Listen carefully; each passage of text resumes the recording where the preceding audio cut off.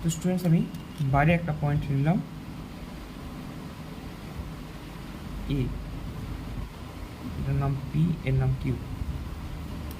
এ থেকে এই রেখাংশটা যোগ করে দিলাম। দেখো এটা কিন্তু আমি অনেকটা সামান্তরিক অঙ্কন করার মতো আঁকাবো।